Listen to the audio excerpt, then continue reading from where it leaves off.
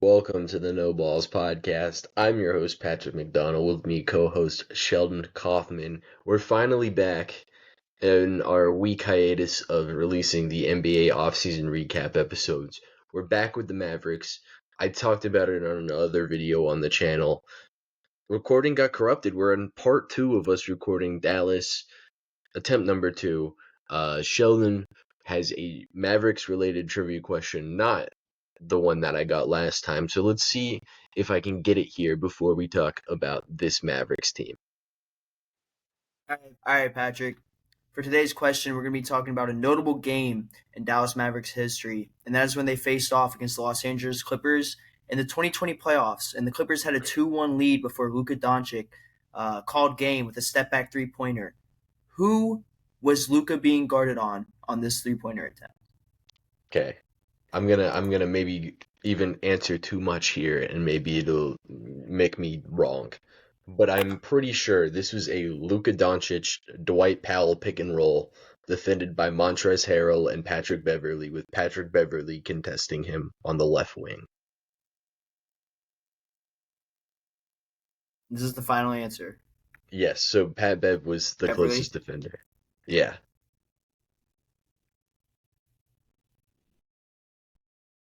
Pat, unfortunately, Ugh. Kleber pick and roll off Oh. of and Reggie Jackson was on Luka. Oh. Yes, he So was very that is good those the years. the answer. Reggie Jackson was guarding Luka on the. Oh. Man, Reggie Jackson was pretty good for a couple of years, and a lot of people, he's like Pretty good literally defender. like a cursed player. Reggie Jackson is like he got booted from the Thunder because he had no chance to ever play there, and they replaced him with Campaign. Then he ends up in Detroit for a long time, and then ends up on the Bubble Clippers, who are the Bubble Clippers. He just poor Reggie Jackson, man, poor Reggie Jackson.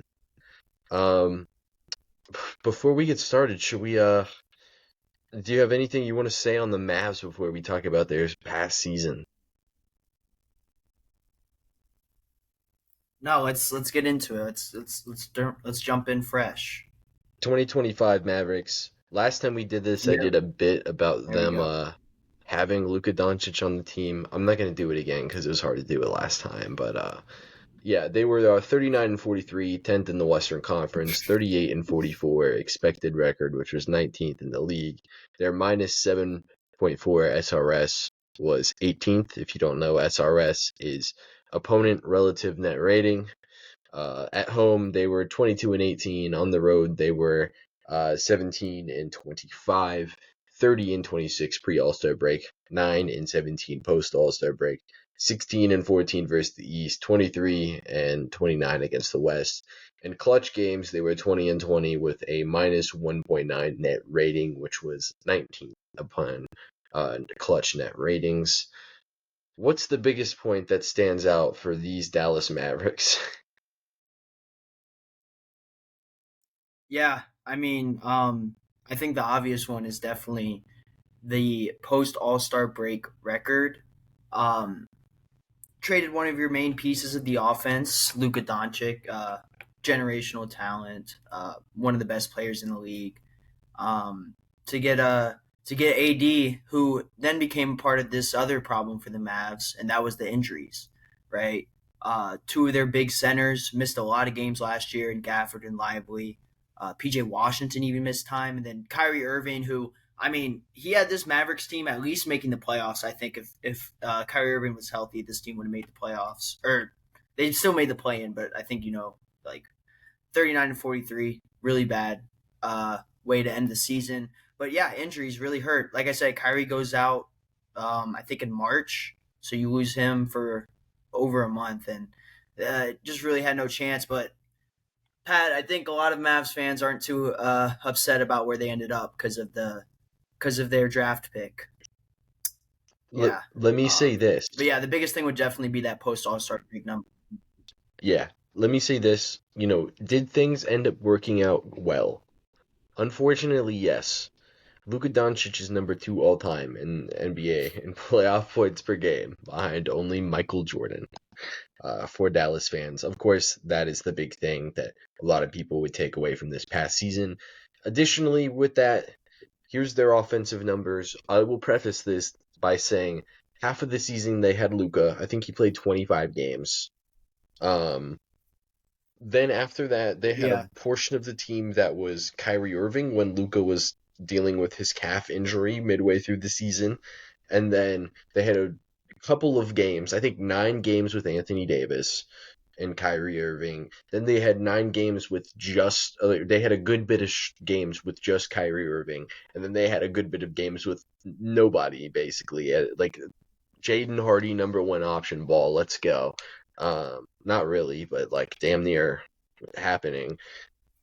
So I really like. There's not much to take away from these. We'll still go over them. They were 17th in offensive rating, 12th in preventing turnovers, 25th in offensive rebound percentage, 12th in pace. As far as efficiencies go, isolation they were 7th. Pick and roll ball handler they were 22nd. Pick and roll roller they were 20th. Post up they were 11th. And then they were 23rd in transition efficiency. Standout wise, they did still isolate a ton. A lot of that, their designed offense made sense when they had Luka and Kyrie to run a ton of designed isolation, and then bad teams isolate a ton. So they were able to stabilize as a high isolation team once they were a bad team. Post Kyrie blowing out his knee, post all of the stuff that happened in Dallas this past season. Pick and rolls, not a ton of them this past season. Very weird. Um, Luka Doncic teams, you would think run a ton of pick and roll. They didn't. They also didn't have Derek Lively for a large point of the season. Probably their best pick and roll finisher. Um, Post up wise, it became a decent part of their offense with Anthony Davis being implemented for 9 games. And then Luka, Jason Kidd does like to post up Luka. He did at least. Other than that, what stands out, I guess, that you can carry over for their offense going forward? Um, I mean, carrying over, I guess, probably transition. Like you're getting out there a lot, but you're not converting at a high rate at all. Actually, probably in the like in the lower tier of teams across the league. Definitely something that's going to have to change moving in. Like transition are free buckets or the closest thing you can get to that besides free throws. Um, and like you're getting out there like fine, but you're not really converting at that rate. And then the offensive rebound stuff I think comes back when they have Lively and Gafford, who are two like outstanding rebounders. Um, and yeah, like you said, it is a little weird to not see the pick and roll stuff as prevalent in a Luca offense, especially when we saw them in 2023, in 2023, 2024, in 2024 make a staple with that with the lobs to Lively.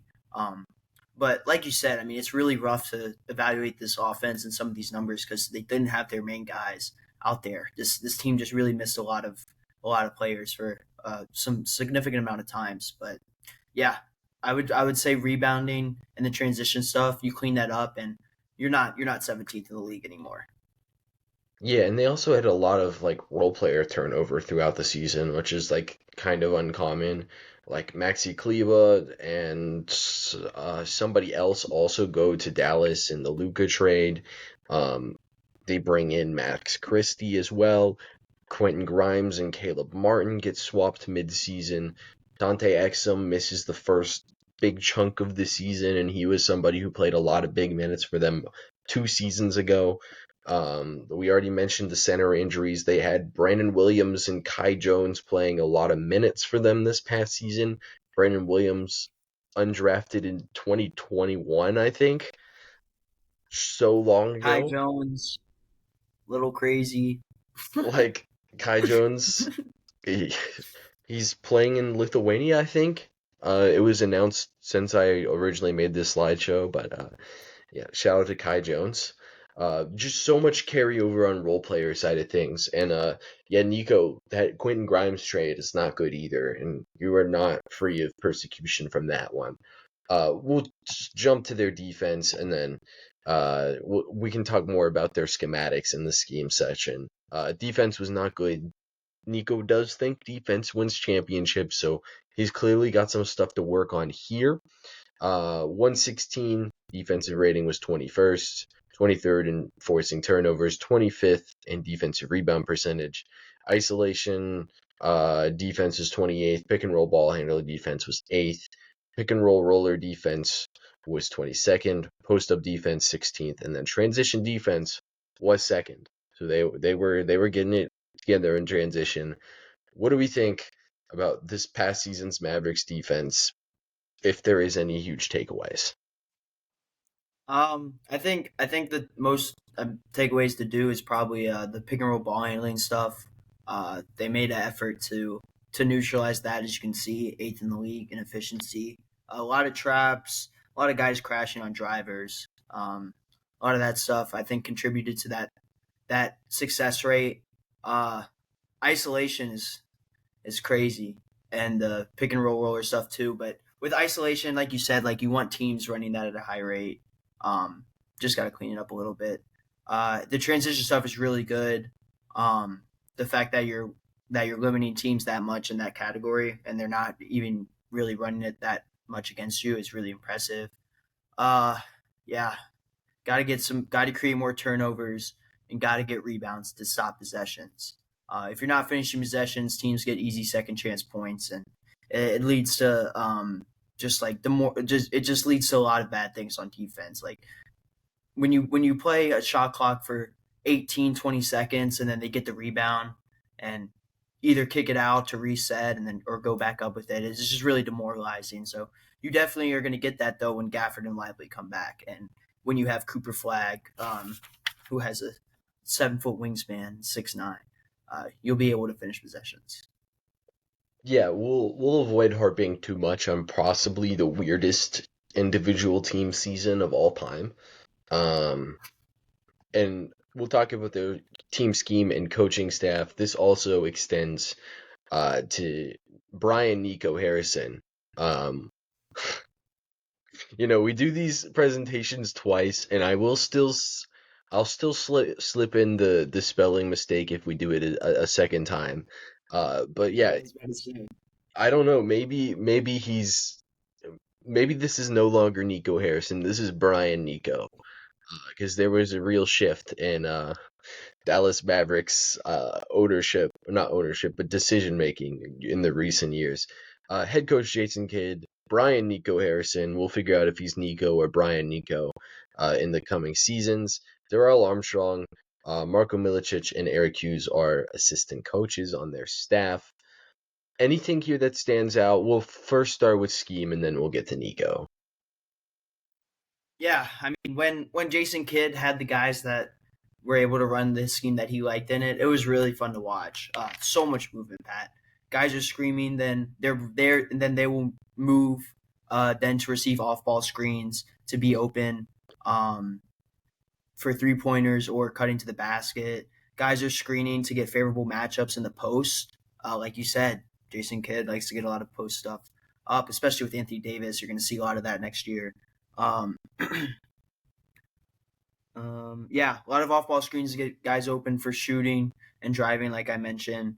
Um, Really good. Like the cutting stuff was really good. Guys were in the right place all the time. Like when a guy was going to the basket, there's always there's always another guy there to receive the dump off pass or just get a rebound on a missed shot. So I really liked it. I like the movement. I like when teams are moving a lot and not are so stagnant with their shooters and stuff. And this is all under the premise that they have a normal team, because they absolutely did not this past season.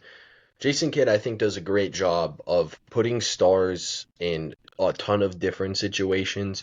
For like an NFL example, it's like you have this number one receiver. You don't always just line him up on the outside left side. Sometimes you move him around, you put him in motion. I think Jason Kidd does a lot of that really well, working with his star players, specifically Luca. So we'll see if he's like a Luca merchant here. But I've thought his adjustments to put Luca in more advantageous spots, whether that being purely isolation, using him as a role handler, as an off.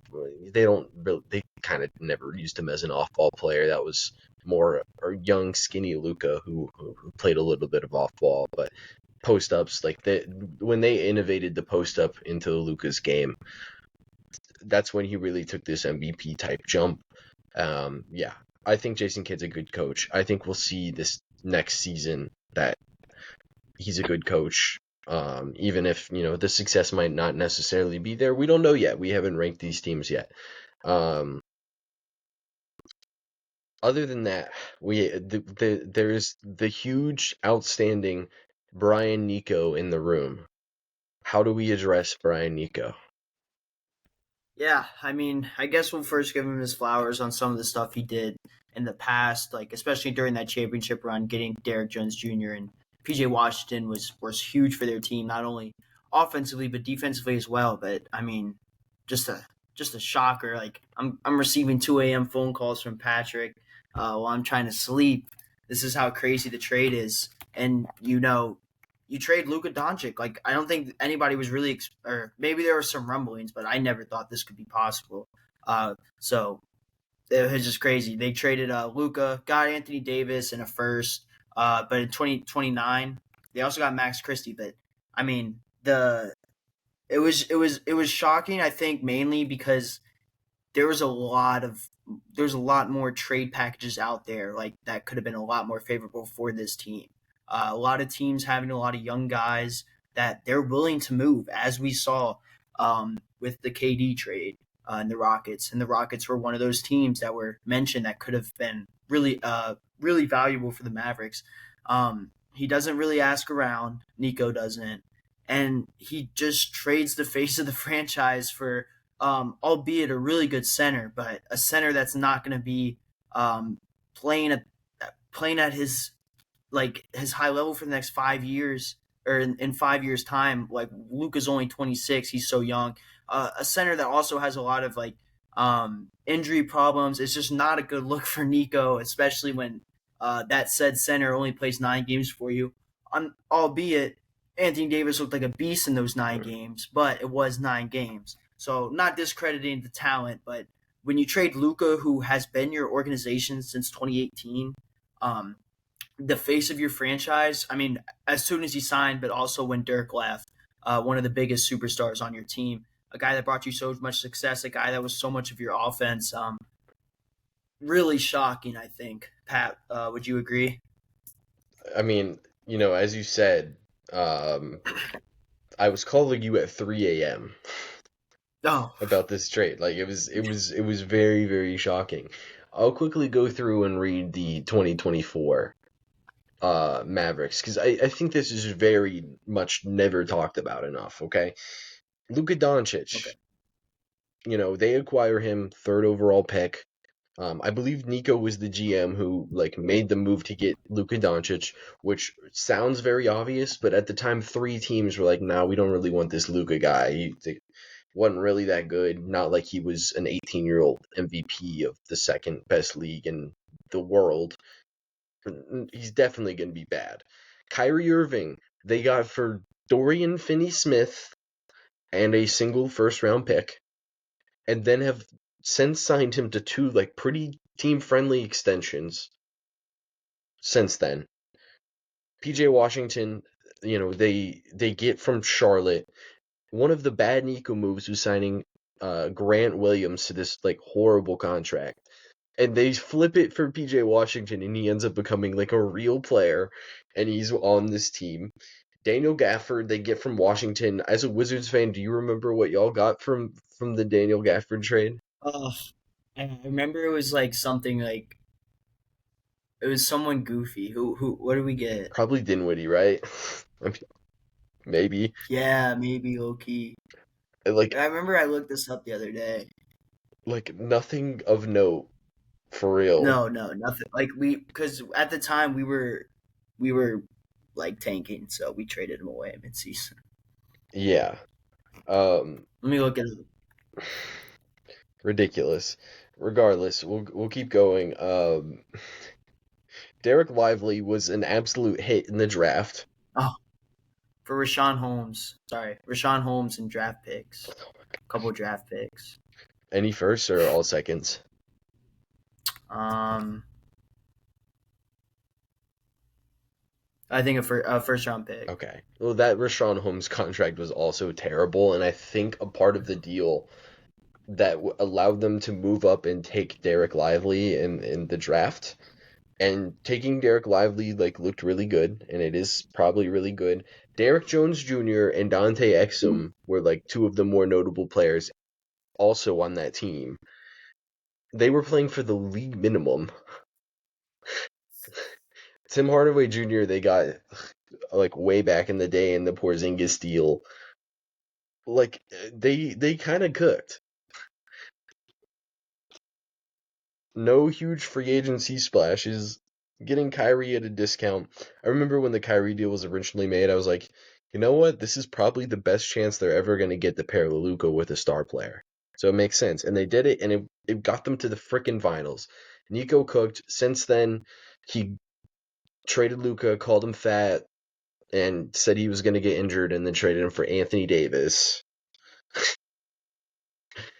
Saying defense wins championships. Then also in that same like week attached a pick to Quentin Grimes to trade him for Caleb Martin. Really bad. And Quentin Grimes absolutely balled out in Philadelphia. Um, that was crazy. Like he went on like a Linsanity run to end the season. And I think he re-signed now to Philly still or Not yet. And here's the thing, people can argue he would not have made that run, but with everything that happened in Dallas, Quentin Grimes would have been in like the same situation he was in Philadelphia. Like Kyrie was hurt, Anthony Davis wasn't playing, Derek Lively wasn't playing. Nobody was taking like Brandon Williams showed flashes this year because there were so many chances. Max Christie was getting minutes. So I mean, to think that Grimes wouldn't get more minutes is, or not even more, but just get minutes at all is just not true. Yeah, just it's so many. I don't know. He might be Brian Nico. We'll just have to see based on how he builds around Cooper Flag, which Wow. I know the transition was great. And yeah, I know you were talking about Cooper Flag. Um, where should we start on Cooper Flag? I mean, let's start that he's one of the I mean, people are talking about him more generational of a talent than Wemby. I think some people are, which is They're to wrong, even be but put in the same. Huh? I think they're I'm wrong. wrong, but yeah. Oh yeah, they're yeah. I don't know if you've heard that. Maybe I'm tripping, but like I feel like there's a lot of sentiment. Like he's like, oh, this is the craziest draft prospect ever, and I was like, we had Wemby like 2 years ago, but this was also like a no brainer pick, like Wemby in 2 years ago. But yeah, Cooper Flag, he's gonna add so much to this team. Like the fact that he went to Dallas is crazy. It's a really good fit for him, I believe. Because they have bigs to put him in situations where he can play like the three or the four. Um, but 6'9", 222, 6'11 wingspan, 19.2 points per game in college, 7 rebounds, 4 assists. He was also good on defense, 1.4 steals per game and 1.4 blocks. Shot 48% from the field and 38% from the 3-point line. The thing to love is his defense and his versatility. The rim protection too. That 6'11 wingspan comes in handy on not only in help defense but just when playing 1-on-1. Really good defender. Um, the thing that I think is going to help him become like an automatic like offensive player, like he'll put in some good offensive production this year, is he can score off the ball really well. Um, but he also has the ability to self create too. There's a lot of positives to his game. We saw in Duke in situations where he'd be taking the ball up the court, and then other situations where he's cutting to the basket, or receiving screens for 3-pointers. A really good playmaker too. I think that's going to be an underrated part of his game. 4.2 assists per game last year. He can play make a little bit, Pat. Good motor too. The only thing that there's like a couple things, just shooting consistency. Shooting consistency, I think. 38% from the three. I think he'll be fine. These are just tedious things. He's a great player. And then at sometimes, like in late game situations in college, he would get pressured and he lost the handle. Most notably, there was a game early in the season where it happened. I want to say it was against Alabama, but I'm not 100% sure. I think it happened But twice. yeah, I mean, yeah, then it happened again later on. Yeah, Yeah, but I mean, Pat, Alabama sounds this right. kid is crazy. Kid Yeah, is crazy. Alabama sounds right, and I think it happened again against Clemson. And you know, Yeah, people can nitpick Cooper Flag, but his weakest, hey, yeah, I agree. His weakest skill is his 3-point shooting because he's not a great pull-up shooter, but he shot 38% from three this year in college. exactly, He exactly. he was 18 the entire season, or 17, almost 18 the entire season, won College Player of the Year, and he's way better of a defensive prospect than an offensive prospect. But he's still a great offensive prospect. I think you have to go all the way back to like Luca, who was taken third in his draft, but was obviously the best player in the draft, and everybody at the time kind of thought so, except for the three NBA teams that said otherwise. Um, I think you have to go back to then, and then after that, you go back to Anthony Davis, who has had three career arcs since he has been drafted. Um, he's he's such an awesome defender. He's very good at processing the game. You go and look at his like athletic measurables, and they're all good. And you're like, how does he make so many great plays defensively? He has like the Matisse Thybulle, Michael Jordan type of jump where like he doesn't even have to like bend down to go jump up. He just like goes off the ground right away. Just a super quick leaper. And he's also like those guys, Matisse Thybulle and Michael Jordan are 6'5". Cooper Flag is 6'9", and like might play Crazy. small ball center at some point in the NBA. Like he's so awesome. You mentioned the passing. Like he's such a good passer for how young of a player he is.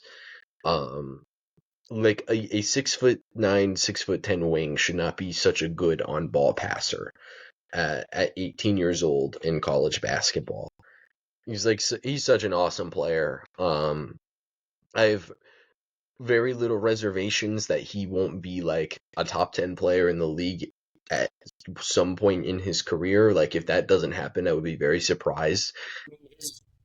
Quick question: is his floor just an NBA starter? Like, is that how is that like, Yeah, we talked or is about that it too last crazy? time, and it's I think if nothing improves with him, he's like kind of just already Jalen Johnson, who's Oh like yeah, yeah. a plus starter making $30 million, and Cooper Flag will be And making was 14. about to be an all star before his injury. Yeah, like probably was about to be an all-star. Um, and is like probably a top 50 player in the league. I think that's Cooper's like floor if nothing improves with his skill sets. I guess is that kind of the type of names you were thinking about? Yeah, I think last time I said Franz Wagner too. I Yeah. believe. That's if the three ball doesn't and the three ball and the pull up ability doesn't become like elite. And I think if it or not even elite, but yeah, like above average. But if he's able to shoot that, like let that bitch fly, like when like and he looks comfortable doing it, we're looking at a Jason Tatum right here, Pat. And I think that's consensus around the NBA world. And everybody is faded draft comparisons because usually they suck. Because usually when people say Jason Tatum or the name that I'm going to say, it's like you're just giving this guy outlandish expectations. Like why did we give Chris Dunn the John Wall comparison, or it was something more crazy than John Wall, but whatever. Chris Dunn got some crazy comparisons as the fifth overall pick, by the way. Um, And wait, is Chris Dunn the Miami Heat one, or is that that's Kendrick Nunn? Kendrick Nunn. Chris Dunn's Okay. now on the Clippers. Oh, true, true. Okay, okay, okay. My bad. I always get those two guys It confused. it definitely happened last year when we talked about the Clippers. But you were Yeah. 100% right about the player. You were just saying the different name the whole time. It was hilarious. Um, Cooper Flag, I Uh, think like those expectations are realistic. Jason Tatum, I like. I also think there's a good chance he's just like Kevin Garnett. yeah, that'd be insane. Like defensively, I love it. That'd be crazy. As a younger player, Kevin Garnett was a wing. Kevin Garnett came out of high school, so he was 18 playing in the league like Cooper Flag will be since Cooper Flag skipped his senior year of high school. Um, I think there could be a lot of similarities in like their development arc, and they're just like equally like if I had to describe what makes Cooper Flag so great on defense, it's just like he knows exactly where to be like 3 seconds before it happens. And if that describes anybody to me, it describes Draymond Green, but then more talented players that also do that are like Kevin Garnett. So, um, Hey, let's not forget when Draymond was really hitting threes in the finals. mm, Let's Dray- not forget. But Draymond Green I is I like a understand. medium outcome for Cooper Flag, I think. Yeah, yeah, and that like, and we're talking about Hall of Famers right now. So, um, I hate the disrespect that people assume the Draymond Green comparison has because last year we were like Scotty Barnes is probably not on that like all NBA like first team type of player. Like he's not going to be Kevin Durant, but he might be Draymond Green, and for some reason that's super disrespectful. When Draymond Green was like a top 10 player in the league at his peak. yeah, I think just like recent things of just him having the podcast and just being an absolute clown. Like ever since he punched Jordan Poole, I think like his legacy just got forgotten. When he was locking people up and like was a major like offensive piece for that Warriors teams at times. Especially before Draymond or before KD came. Let's not forget Draymond got that ball and he really could have made the three, but turned over the ball and then Katie left. No, Draymond was your backup five, who was a small ball five, who would somehow make you better when you were playing small ball defensively, who could also be your backup point guard. And I think Cooper Flag has a lot of those like traits. So I think like Draymond Green, Kevin Garnett, if nothing improves ever in his career, he's Jalen Johnson, and that's an awesome pick, first overall. By the way, Nico does not get credit for this, and we'll talk about No, that in lucked into it. we'll talk about it in the core questions part because I Yeah. think it's stupid that he's gotten credit for this. All right, trades and free agents. Let's go. D'Angelo Russell, best point guard that Anthony Davis and LeBron James. Oh, Loki, he might. No, well, best LeBron James point guard of all time. Has joined the best LeBron James center teammate of all time, D'Angelo Russell. Let's go. I think. About Anderson Varejao. Ooh, you're right. You're right. Um, but yeah, they signed D'Lo. Like this is actually good for them. We'll get into it in the lineup section. Like they kind of do desperately need a guard, and D'Angelo Russell can do that for them. And he was cooking last year on the Lakers, by the way. That's Yeah. crazy to think about, but on the Lakers he was really good, and him and Anthony Davis had really great chemistry together. So I think this is actually like not a nothing burger and could be positive value on $11 million. That's 11 million total, by the way. And then other than that, you got anything? I mean, yeah, and like last year he shot 41 or not last year, but 2 years ago he shot 41% from three, and then like he was shooting all right when he was in LA, but then after he went to Brooklyn, yeah, the 3 point shot, the shot attempts went up and the average went down a little bit, but he was still averaging 12 points, 13 points. I think it's a good pickup, and if he can become like a shell of that 3 point shooter that he was 2 years ago, when Lakers fans still kind of liked him, I think, like you said, really good pickup on really good value too. 11 million total. That's calm. That's calm. Yeah, it won't be a game changer, and like, will he maybe get played off the floor in the playoffs? Maybe, but like this, like they need this for the regular season because we'll talk about it. We'll talk about their losses. Omax and Kai Jones are currently not on NBA teams. Kai Jones, I'll figure out what uh, international team he is on. Kessler Edwards and Spencer Dinwiddie go to the Nuggets and Hornets, respectively. What do we have to say on these losses? Yeah. Nothing too crazy. I think the Spencer Dinwiddie would probably be the biggest one if I had to pick one. He played 79 games for them this year. So like one of their more healthy guards, and wasn't that bad. 11 points per game, shot at 33% from three, 41% from the field, and dishing the rock a little bit with 4 assists. But they brought in a they brought in D'Lo to replace him, and I think you know how much I dislike Dinwiddie, so I don't mind a replacement there. Yeah, I can. Prosper never really he didn't really prosper. You know what I'm saying? Never really got any playing time. Surprised he's still unsigned though. Yeah, he was a first round pick 2 years ago in the Wemby draft. Um, just never caught on. Like they needed more game ready guys, and like Omax, just like his offense just wasn't good enough to really play in the NBA yet. Maybe another team takes a shot on him. Probably a two-way deal. Uh, Leon Rose, let's figure something out. I would, why not, right? Other than that, I don't think anything's huge here. Like you said, Dinwiddie, like I think he led their team in games played last year, but you know, you don't want Dinwiddie to lead your team in games played. We can't even disrespect. Like he's still pretty good. Um, but Yeah. D'Lo's probably much better. Hopefully, if not, it's kind of rough. Um, Here's their sheets. This is before the PJ Washington extension that was finalized about a week ago, like a day after we recorded the first version of this. Um, if you can see, like Anthony Davis and Kyrie Irving have already gotten their extensions. Kyrie Irving, team friendly, less than the 25% max. Way to go, Kyrie.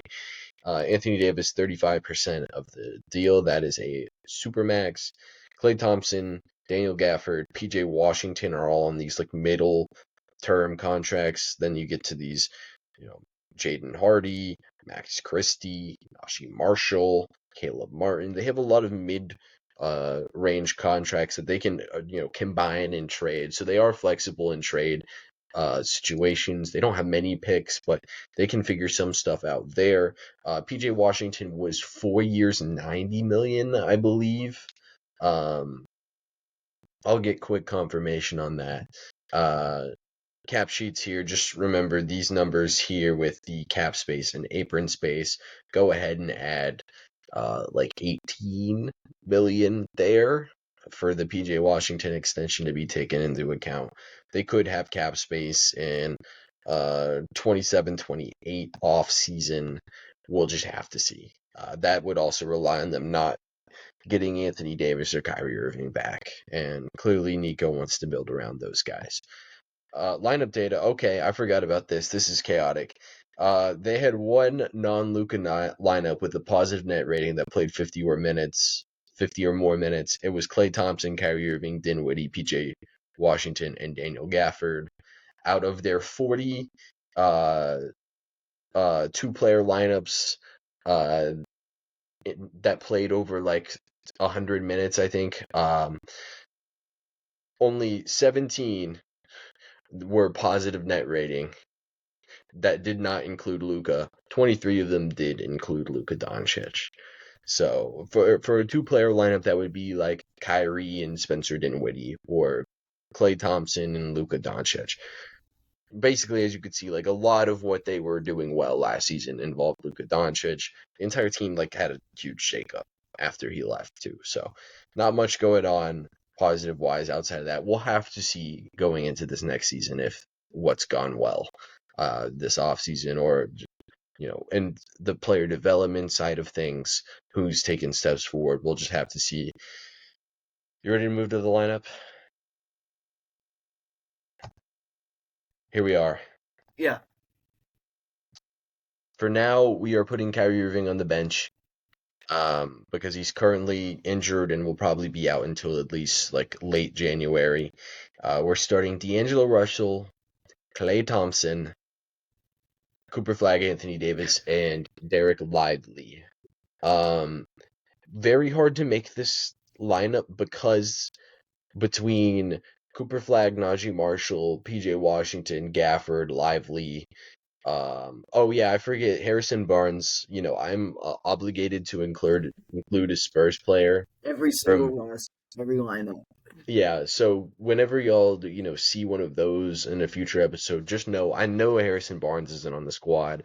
I just have to include a Spur. So, yeah, between those six guys that I mentioned before, like they're all basically centers. Um, Caleb Martin is also on the squad. I should mention that.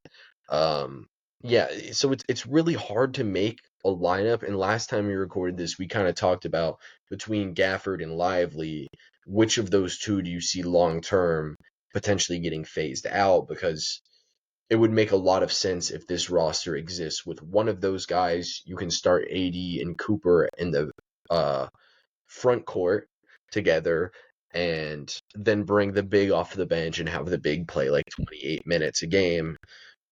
AD probably doesn't play too much as the center, but we'll still play some minutes as the center.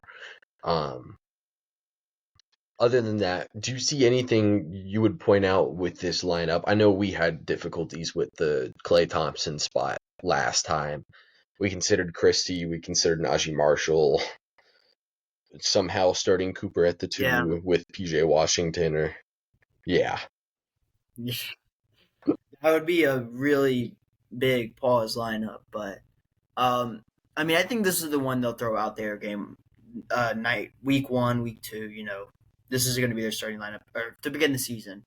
I think you could do some really fun things, like you said, Najee Marshall, who's really underrated for them, played really good, and like I saw on the Spotrac stuff, got him on a pretty decent, like pretty nice deal.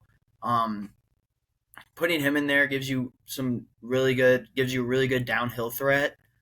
Dude makes some crazy layups and gives you defense as well. And same thing with PJ Washington. But having those guys come off the bench, um, with Jaden Hardy and maybe Exum playing the 1-2, and you have Washington and Marshall in there, and you have Gafford as well.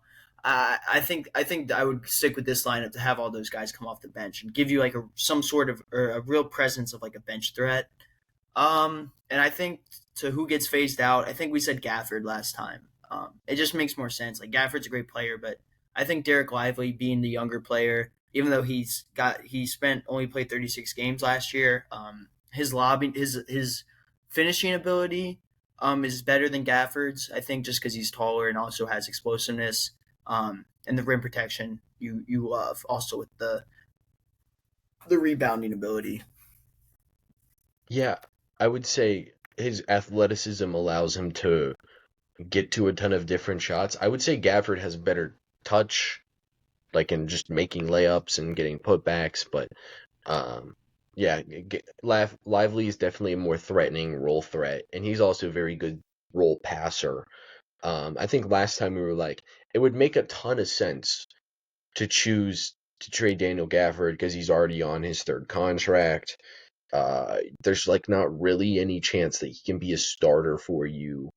Lively's definitely the better defender of the two and still on his rookie contract. And that is exactly why we were like, yep, Nico would trade Derek Lively.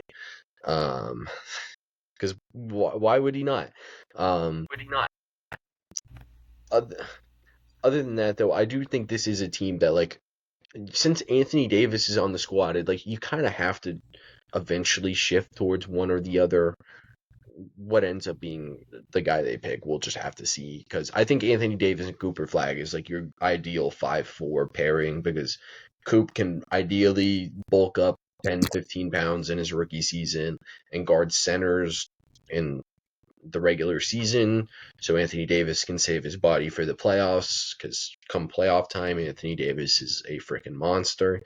Um, and then that allows you to play a wing who can defend on the perimeter in your starting lineup. Nico's just got to rebalance the roster, is what we're saying. Um, Other than that, this is like the opportunity for us to talk about these bench guys. You got anybody who you want to give a shout to? Yeah, I guess someone who I haven't said yet, Max Christie. He showed a lot of good flashes last year, um, and I guess it's a salvage part, like getting a young player in the Luca deal. I guess obviously you don't want to give up Luca for and getting Max Christie, but Christie should play some nice minutes off that bench for them this year. Yeah, I would say he was at least. I don't know. I don't even know if I can call it a bright spot. They traded Luca, but Max Christie did return some stuff for them. Um, Way to go, Max Christie. Core questions. We made it. Uh, do we think the Dallas Mavericks improved this offseason? Last time we answered it a couple of different ways. We'll just say based off of the moves that they made this offseason. Yeah, I think I think based off purely the moves this offseason, you lose Dinwiddie. I think that was the main guy, and you replace him with D'Angelo Russell. I like it. So I'll go with they improved, and then you extend PJ Washington as well. Yeah, I would definitely have to agree that they improved. Like they got Cooper Flag, D'Angelo Russell is a low risk move that definitely like they did need, and like they didn't really lose anything. Like we went over their losses. It was Kai Jones, it was Omax, Dinwiddie, and Kessler Edwards. I think like nothing to be that concerned about. So on a Cooper Flag, D'Angelo Russell in, those guys out standpoint, that's definitely an improvement. If we're comparing to them a year ago, they obviously did not improve. This team would be one Luka Doncic away from contending, in my opinion. Here they are with no Luka Doncic. Do we think they set themselves up better for the future this offseason?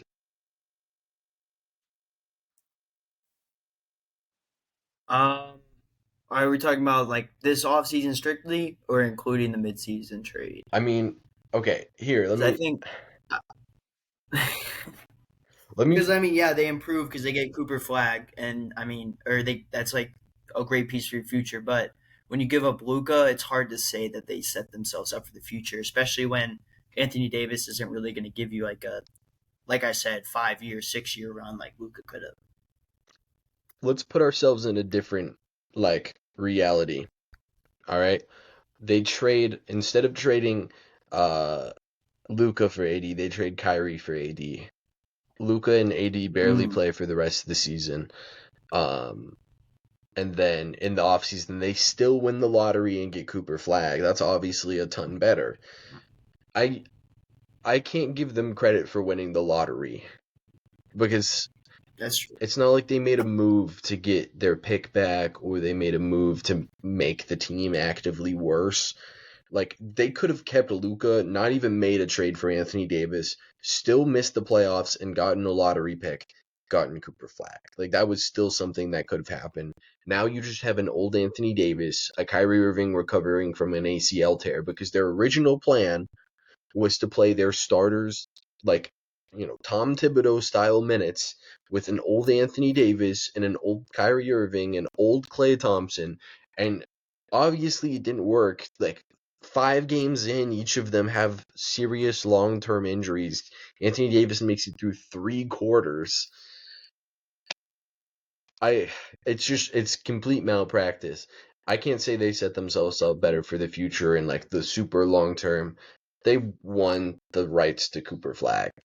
Sure, they didn't make a transaction to get Cooper Flag, so I don't want to give them credit for that.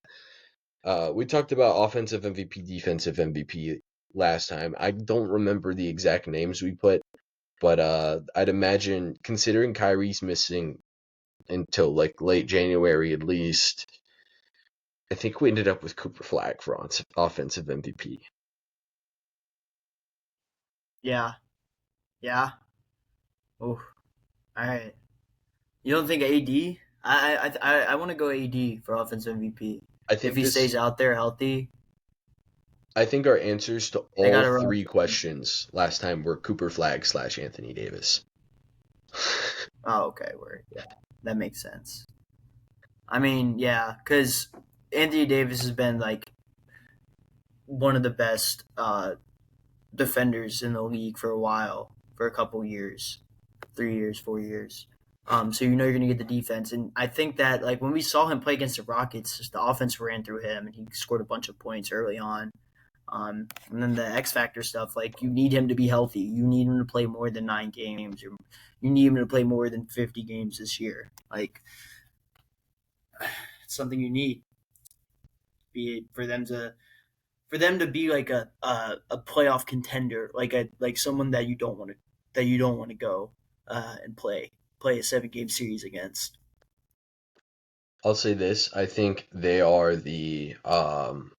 or they could also just Cooper Flag is so good that they end up getting a decent playoff seed, and come playoff time they have a healthy Anthony Davis. I think throughout the course of the regular season, Anthony Davis will probably play 65 games, just at most probably.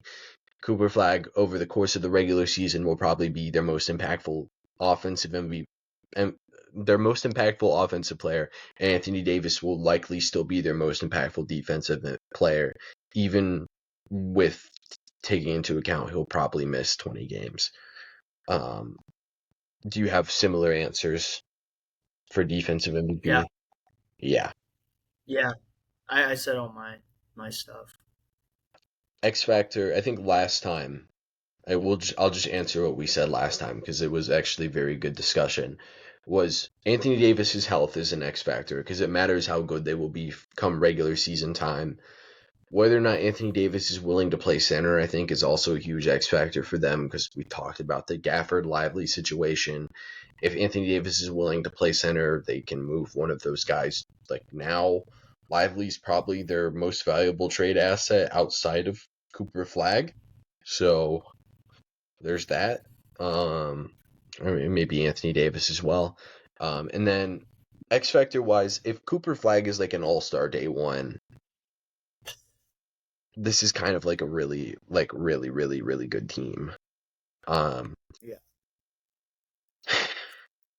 and that's the argument for Cooper Flag. It's like if he's a day one, holy, this guy's super good, then maybe the talks that we're having about them are going to be like not aggressive enough. So, other than yeah. that, I agree 100%. do we think Nico made the right decision?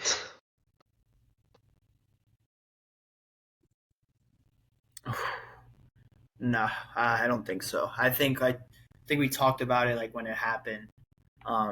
It's just it's a lot. Like you give it like maybe if you got a better trade package back, but you don't call enough teams. It makes no sense. And his reasoning it doesn't really make any sense either. With calling him out for not being able to be on the court when you trade for AD. So yeah, Definitely not the right decision in my opinion. Like, I don't know, man. Like he was a good GM and then he just wasn't. And it was really hard to fathom that like stark change in his ability. Um Otherwise, do you have anything else before we wrap up the Dallas Mavericks? no. Hopefully this one saves. Hopefully, we're not making a third Dallas Mavericks episode. I would hope not. You did have a disconnection in the middle of the last one, so I'm hoping that's what Yeah, caused our corruption. Um, Following this episode, we will be recording the Cavs, but you guys will be seeing the Chicago Bulls.